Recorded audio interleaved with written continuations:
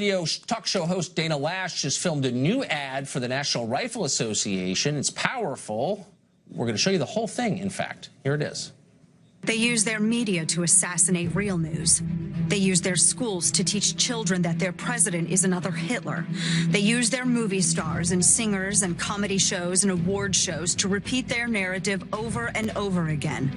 And then they use their ex-president to endorse the resistance, all to make them march, make them protest, make them scream racism and sexism and xenophobia and homophobia, to smash windows, burn cars, shut down interstates and airports, bully and terrorize the law-abiding, until the only option left is for the police to do their jobs and stop the madness. And when that happens, they'll use it as an excuse for their outrage.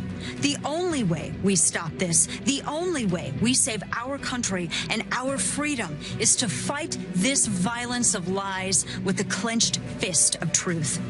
I'm the National Rifle Association of America, and I'm freedom's safest place. Well, that drove the left completely bonkers. We'll have their meltdown and the reaction from Dana Loesch herself after the break.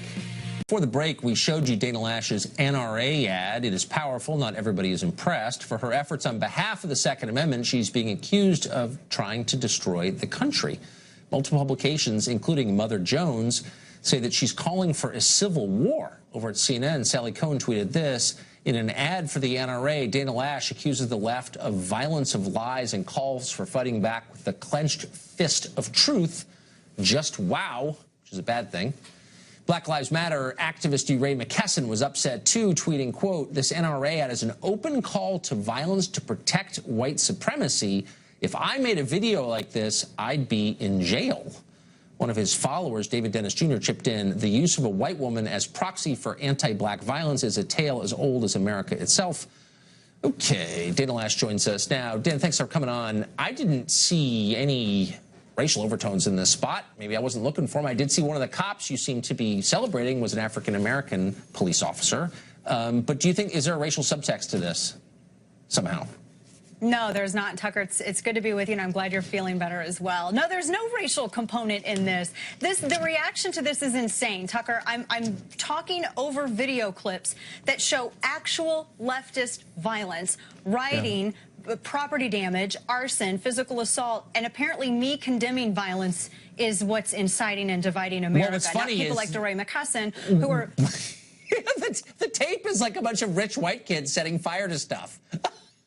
So, like, yes, you're defending white supremacy, yes, for attacking rich white kids burning stuff? I mean, like, it's insane.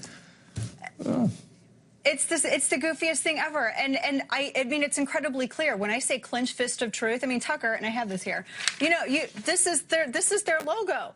It was, I can't believe I have to spell it out to, I guess, people who read with pictures. The clenched fist of truth, you know, it's just wordplay. I'm talking about fighting violence with truth because truth wins out all the time. And apparently that's bad. When you show the left, and some people on the left, not everybody on the left, but, you know, that's coming from the left, when you show a mirror, when you hold up a mirror and show them their reflection, they freak out. And so that's what I've been dealing with all day. So, Senator, well, you've been dealing with a lot today. Senator Chris Murphy of Connecticut wrote this: "I think the NRA is telling people to shoot us. Now might be the right time to cancel your membership." I don't think he had a membership at the NRA, but what do you make of that? No.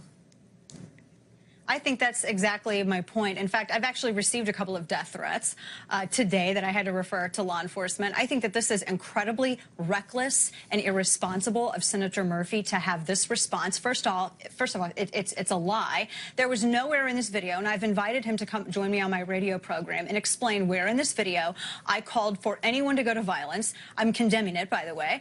Where I called for anyone to move towards violence, to silence anyone, or where I called for anyone to even pick up a firearm and enact violence. And it's reckless and irresponsible. And Senator Murphy needs to rethink his word choice here, because we just had a couple of weeks ago, due to some of this rhetoric, like we see from Senator Murphy, had a crazy leftist lunatic go out and open fire on a bunch of Republican congressional members after he double-checked to make sure they were Republican. This has to stop. And I'm not going to stop condemning violence. And it's a shame that other people, Tucker, on the left won't do the same. Well, yeah, I mean, that maybe is the core irony here. The spot that I saw, which I think is this, we're talking about the same commercial, right? And you show video of people committing acts of political violence, and you say, if this keeps up, the police are going to have to put it down, which would be the hope, I think, of every normal person. You don't want stuff like that. You don't want violence like that. You're condemning the violence, right? Or am I missing something? Yes, absolutely. No, absolutely. And in fact, I know that there was another lawmaker in Maryland who was somehow trying to blame me and saying that I was exploiting Alexandria in making this ad. I want to point out that this ad was taped in April. This ad was uploaded online in April. The reaction to this came suddenly, swiftly yesterday. It's an organized effort against not only gun rights, but against speech that talks about peace and truth. And this lawmaker was somehow suggesting that I was exploiting Alexandria, when in fact I was warning people, look, stop, everybody chill out for a little bit, cool your jets, and let's have civil discussion. Otherwise, some bad things are going to happen because there are crazy people out there. And you never want anything to be prophetic, Tucker, and unfortunately it was. No, that's right. This turned out to be a prescient ad. Dana, thanks a lot for coming on tonight. I appreciate it. Thank you, Tucker. Thanks so much.